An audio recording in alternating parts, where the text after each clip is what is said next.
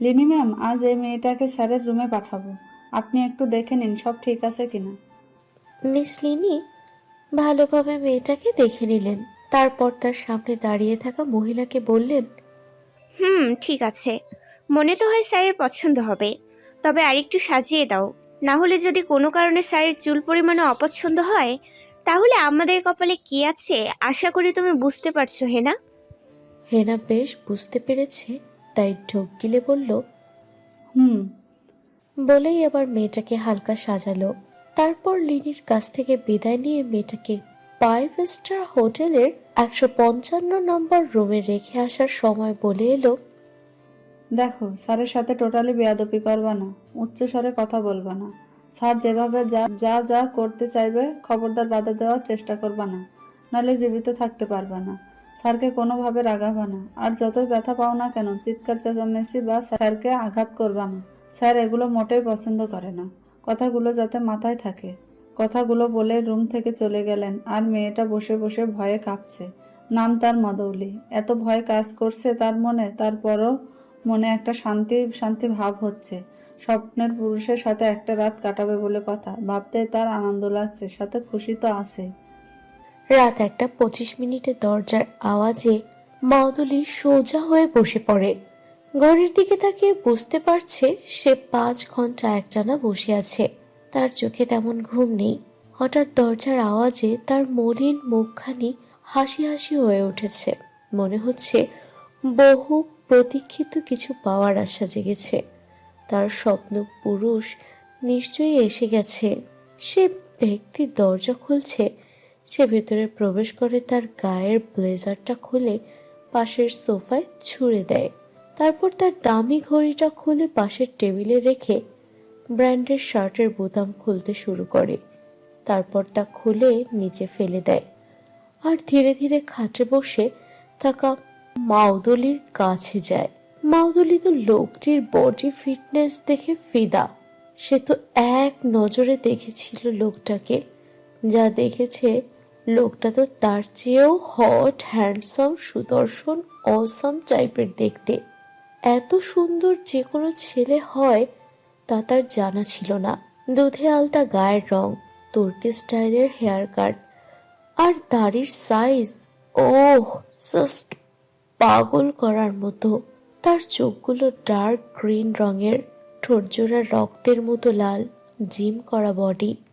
ওপস, আর কিছু কি লাগে? একটা মেয়েকে ঘায়েল করার জন্য হঠাৎ কারো উষ্ণ স্পর্শ ঠোঁটের ওপর পড়ায় মাদলের হুঁশ ফেরে।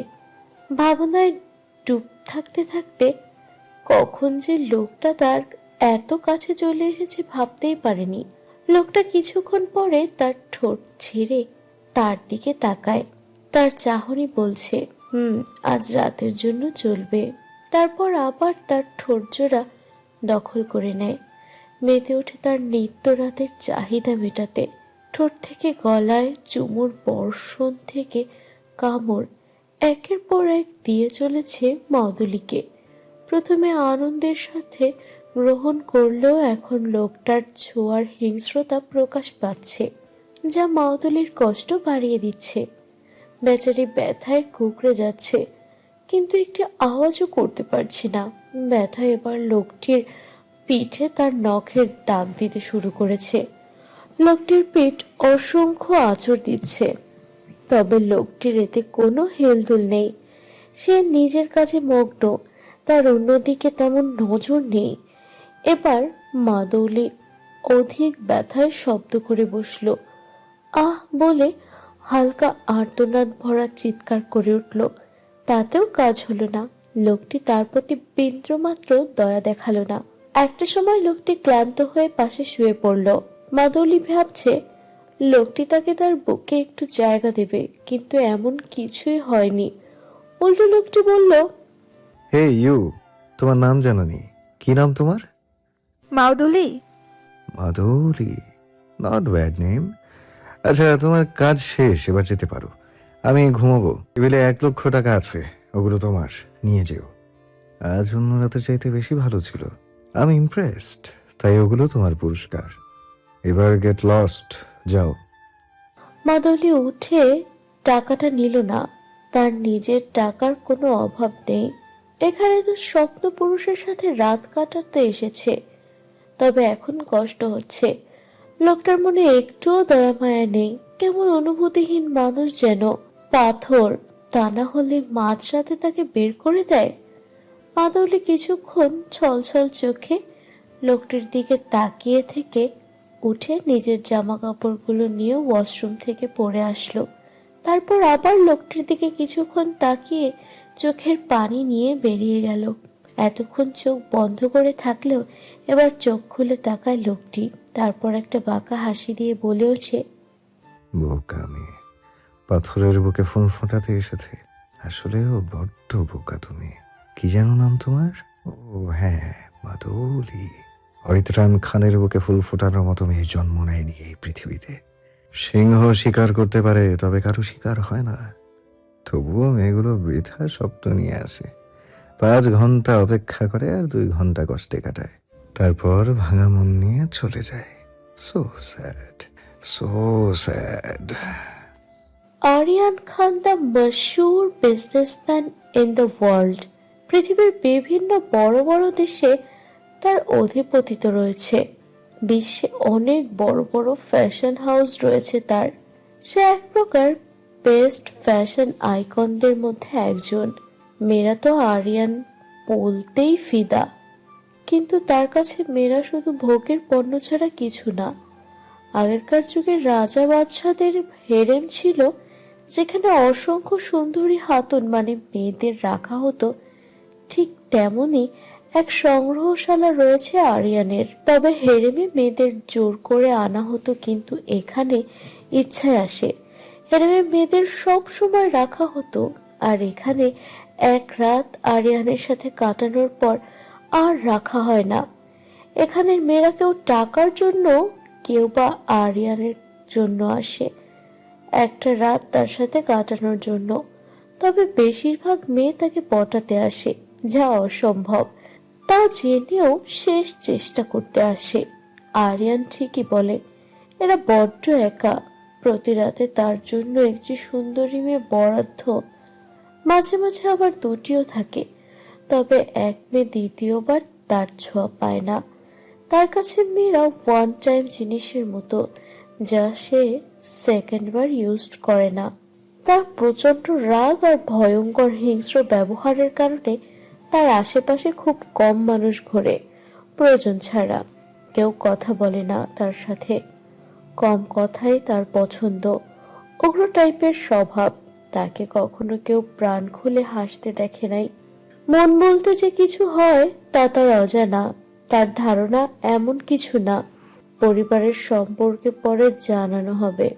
আমেরিকার বিখ্যাত bike race, car race, horse রেসে চ্যাম্পিয়ন, সাথে বক্সার, বাস্কেটবল, ফুটবলের ওপরও সে অধিক পারদর্শী। গাড়ির প্রতি তার প্রচন্ড নেশা রয়েছে, তাই মোটামুটি সব নামি দামি ব্র্যান্ডের গাড়ি কালেকশন রয়েছে তার। বাড়িরও অভাব নেই। বিশ্বের সকল উন্নত দেশে তার বাড়ি রয়েছে। তবে বাড়ি তো সে থাকে না, যেখানেই যায় 5 স্টারে বা নামি দামি হোটেলে থাকে। তার যেমন প্রচুর অর্থ ভাণ্ডার রয়েছে, তেমন দান করার জন্য 2টি হাতও আছে, যা দিয়ে প্রচুর অর্থ দান করে। তবে গোপনে নর্মালি কেউ জানে না। তবে তার খারাপ গুণগুলো ভয়াবহ। সে এক প্রকার সিরিয়াল কিলার। আসলে যার কথা তার অপছন্দ, তার পক্ষ আর দুনিয়ায় থাকা সম্ভব না। আল্লাহ ছাড়া কেউ বাঁচাতে পারবেন না। এক প্রকট ভয়ঙ্কর ব্যক্তিত্বের অধিকারী সে। মনটা সম্পূর্ণ পাথর। সে এক রহস্যময় ব্যক্তি। ধীরে ধীরে জানা যাবে। মাদৌলি সম্পর্কে বলি এবার। অত্যন্ত রূপবতী যদি কাউকে বলা যায় তবে সে মাদৌলি। অধিক সুন্দরীর সাথে অধিক অহংকারী। তার বাবা বাংলাদেশের বিজনেস জগতে 2য় স্থান ধরে রেখেছে, তবে প্রাণপণ চেষ্টায় আছে 1ম স্থান অর্জনের জন্য, কিন্তু আরিয়ানের জন্য তা পারছে না। সামনাসামনি সে আরিয়ানের সাথে শুভাকাঙ্ক্ষী হিসেবে ব্যবহার করলেও মোটেও তাকে পছন্দ করেন না। কারণ যবে থেকে আরিয়ান এদেশের শেয়ার বাজারে পা দিয়েছে তবে থেকে তাকে আরিয়ানের অধীনে চলতে হচ্ছে। মাদাউলি তার বাবার একমাত্র মেয়ে। ছোট থেকেই তার বাবা তার সব চাহিদা না চাইতেই পূরণ করেছে। তাই একরোখা টাইপের মেয়ে সে। আরিয়ানের সাথে তার এক পার্টিতে দেখা হয়েছিল, সেই থেকে তার প্রেমে হাবুডুবু খাচ্ছে। অনেকবার বলতে গেছে, বাট পারেনি। বাবাকে বলেও লাভ হলো না। তার বাবা বলে দিয়েছে ওকে পাওয়া অসম্ভব, তাই নিজেই খোঁজ খবর নিতে জানতে পেরেছে আরিয়ানের দেখা পাওয়ার যায় রাতে, মানে তার বেড পার্টনার হয়ে। তাই চলে গেল। আর বাকিটা সবার জানা। তবে সে হার মানার পাত্রী না। তার যা চাই তা চাই চাই। সে যে কোনো মূল্যে আরিয়ানকে হাসিল করবেই। তবে নিয়মিত যদি অন্য কিছু চায় তবে তার কি হবে তা না হয় পরে জানা যাবে। তবে নিয়তের ওপর কিছুই নেই। আয়নার সামনে দাঁড়িয়ে আছে আরিয়ান। পিঠের দাগগুলো দেখছে আর ঠোঁট বাঁকিয়ে টেরে স্মাইল দিচ্ছে। শাওয়ার নিয়েছে সকালে, তাই চুল থেকে টপ টপ করে পানি পড়ছে। তবে সেদিকে তার মনোযোগ নেই। সে তার দাগ নিয়ে পড়ে আছে। ভাবছে মেয়েটার সাহস আর ভাবনার চাইতেও 1 ইঞ্চি বেশি। তবে তাতে কি, এসব মেয়েদের সে ভালো করেই হ্যান্ডেল করতে পারে। কথাগুলো ভাবতে ভাবতে কালো শার্ট গায়ে জড়িয়ে নেয়। তারপর তৈরি হয়ে নেয়। আজ তার একটা পার্টি রয়েছে। সাধারণ পার্টি রাতে হয়, তবে আজ দিনে হবে, কারণ সে আজ রাতে আমেরিকা উদ্দেশ্যে যাবে। তাই কালকের যে ডিলটা হয়েছে তার পার্টি আজই দিবে। আরিয়ানের গাড়ি একটা বড় কটেজে এসে থামলো। সে গাড়ি থেকে নামতে দেরি, কিন্তু মিডিয়া তার পেছনে পড়তে দেরি হয়নি। আরিয়ান বিরক্তি নিয়ে তার বডিগার্ডদের দিকে তাকায়। সাথে সাথে তার 6 গার্ডস সবাইকে সরিয়ে রাস্তা ক্লিয়ার করে দেয়। আর আরিয়ান তার বাম চোখে পড়ে থাকা তর্কি কার চুলগুলো ডান হাত দিয়ে সরিয়ে হেঁটে চলে যায়। সাথে তার পার্সোনাল 2 গার্ডসও এসব কিছুই মাদৌলের ওপর থেকে দেখছিল। আরিয়ানের সবকিছুই তাকে ঘায়েল করে। তার অ্যাটিটিউড, তার পার্সোনালিটি, তার স্টাইল সব মাদৌলিকে পাগল করে তোলে। তার উপর আজ আরিয়ান নিজেকে কালোতে সজ্জায়িত করেছে।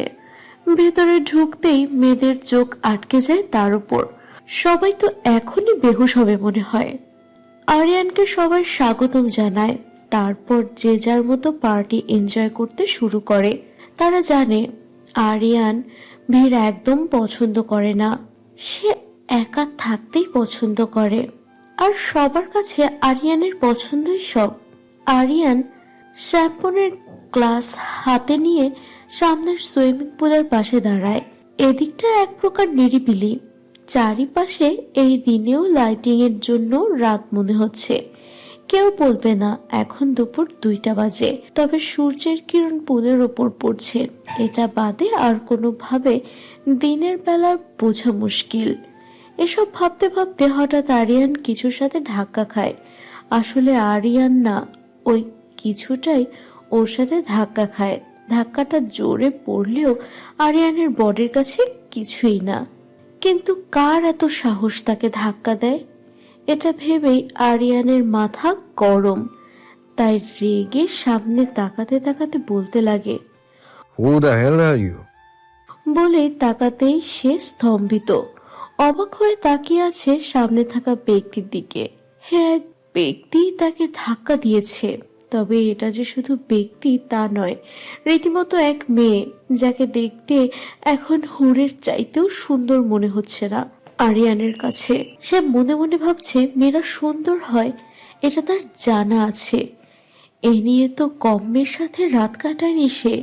তাই মেয়েদের সৌন্দর্য সম্পর্কে তার চাইতে তো ভালো খুব কম মানুষই জানবে। তবে একে মেয়ে নাকি রূপকথার পরী? দেখে তো সাধারণ মেয়ে মনে হয় না।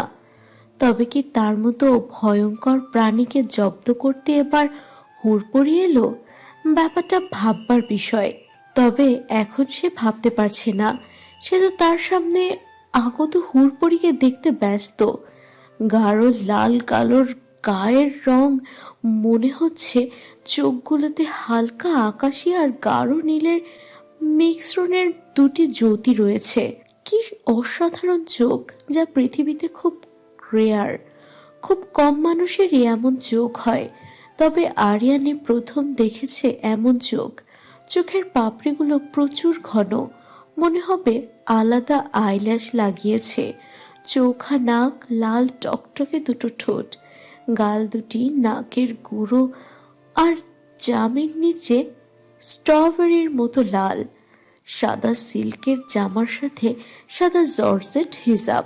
মোটা ভ্রুগুলো কুচকে আছে বিরক্তি নিয়ে, কারণ মেয়েটির সম্পূর্ণ গায়ে ফেরিলাইট আটলা পড়ে আছে, যা খোলার আপ্রাণ চেষ্টা করছে সে বারবার পরাজিত হচ্ছে। চেহারাটা দেখে বোঝা যাচ্ছে আর একটু হলেই কেঁদে দিবে।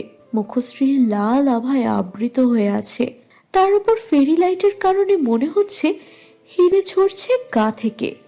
কেমন অদ্ভুত মাতালোনা কাজ করছে আরিয়ানের, তা সে নিজেও বুঝতে পারছে না।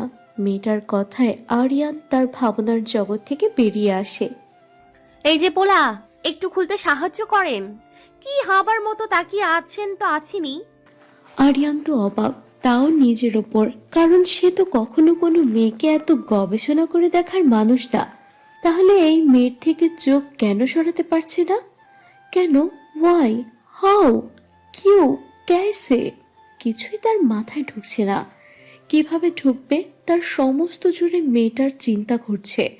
ভাবনার মাঝে আবার মেয়েটা বলে উঠল, আরে, আপনি কি কানে শোনেন না? বোবাও নাকি? হ্যাঁ, আহারে, লাট সাহেব টাইপের হিরো হিরো দেখতে হলে কি হবে?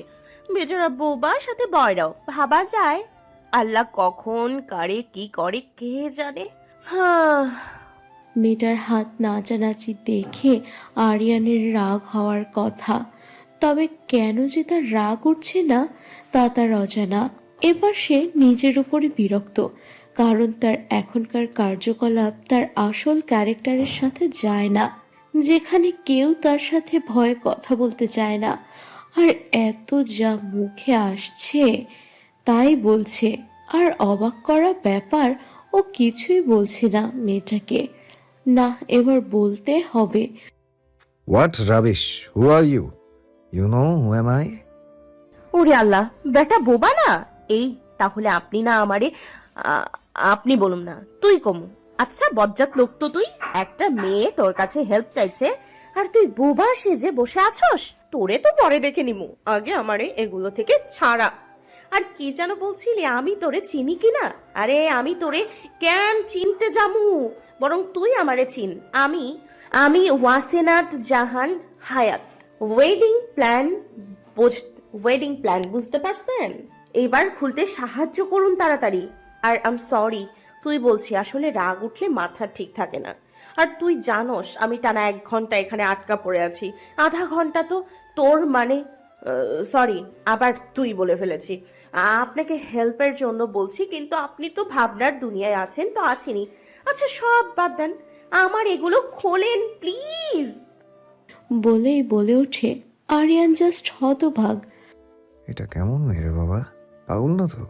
আর আমাকে চিনে না? আরিয়ান খানকে চিনে না এমন মেয়ে এই শহরে আছে তা আরিয়ানের জানা ছিল না। সে রাগে লুকে তাকাতে ইয়াসিনাত বলে ওঠে, ভাই তাড়াতাড়ি খুলতে সাহায্য করেন, নইলে ওই কি যেন নাম, আরে যে পার্টিটা দিয়েছে, ও মনে পড়েছে, অরিত্রাণ না পরিত্রাণ, সে আমার চাকরি নট করিয়ে ছাড়বে। শুনেছি হালানা মানে বজ্জারটা নাকি হ্যাপি রাগি, সিংহের মতো হিংস্র। যাই হোক, আসল কথা কি জানেন? শালা আবাল। আমার তো আবার গরুও মনে হয়। কি দেখে যে মাইয়ারা ক্রাস্ট খায় কে জানে, মাইয়ারা নাকি পাগল তার জন্য। আমার কি মনে হয় জানেন, ওই বিলাই বুড়া হইব। হ্যাঁ, টাকার লাগিয়া মাইয়ারা ফিদা ইটার জন্য না। তবে আপনি কিন্তু খারাপ না দেখতে। যান, এবার তারিফও করে দিয়েছি, এবার হেল্প করেন।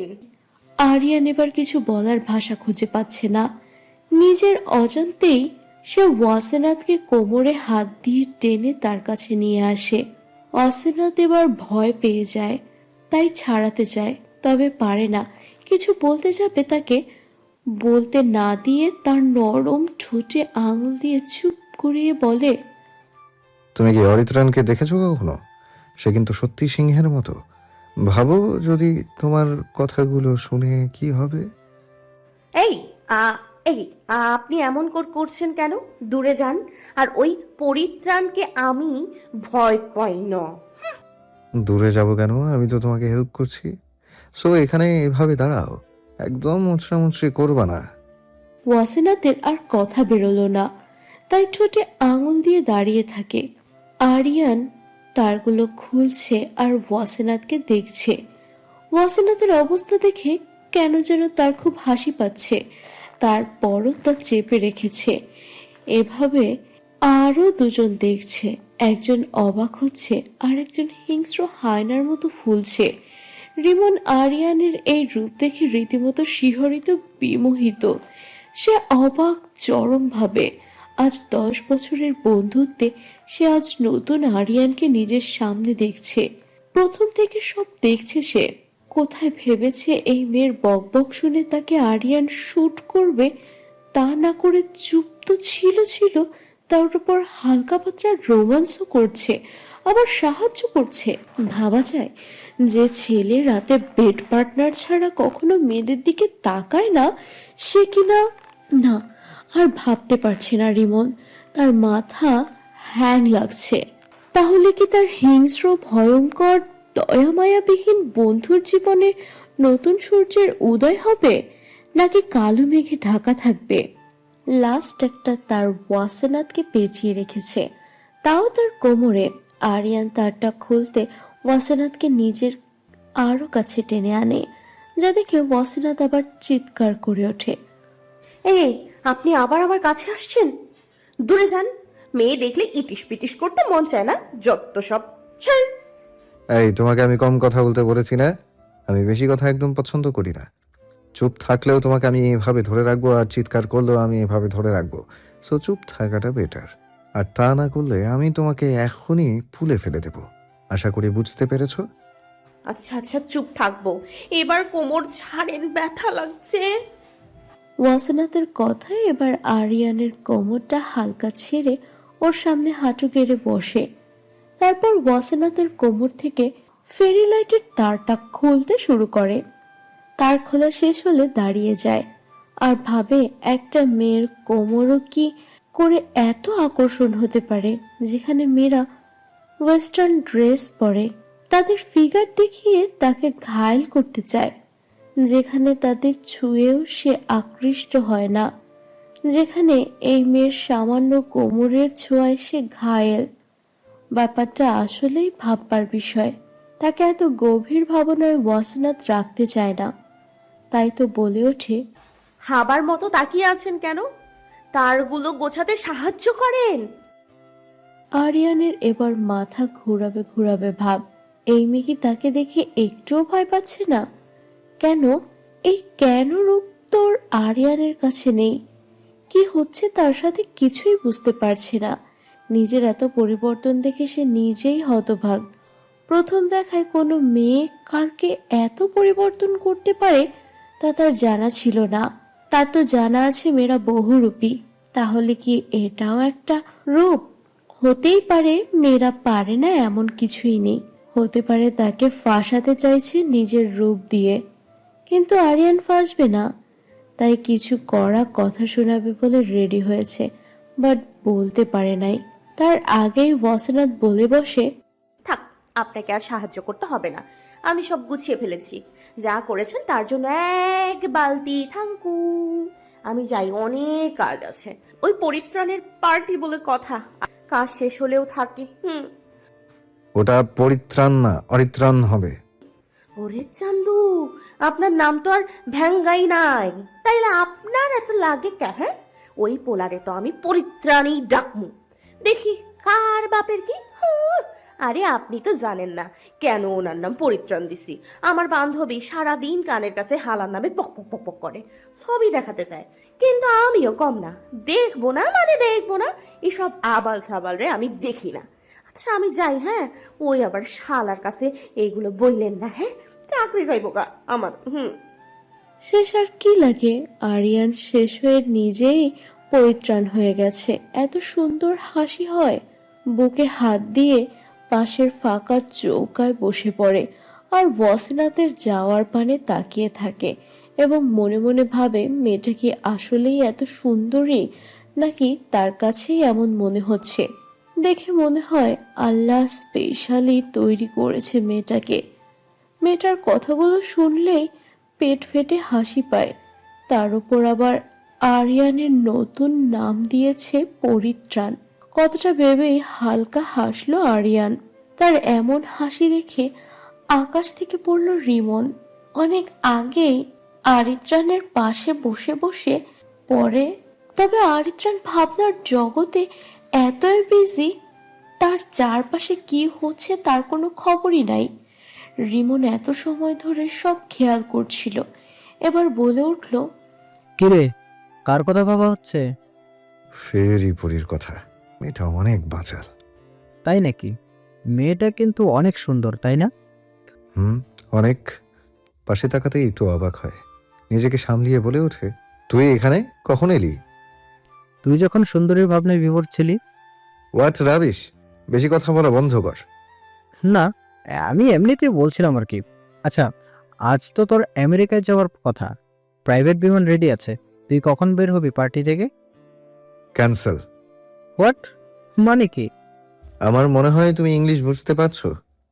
কিন্তু কেন তা তো বল। আমার ইচ্ছা। ভেতরে কি অবস্থা? পার্টি কত দূর?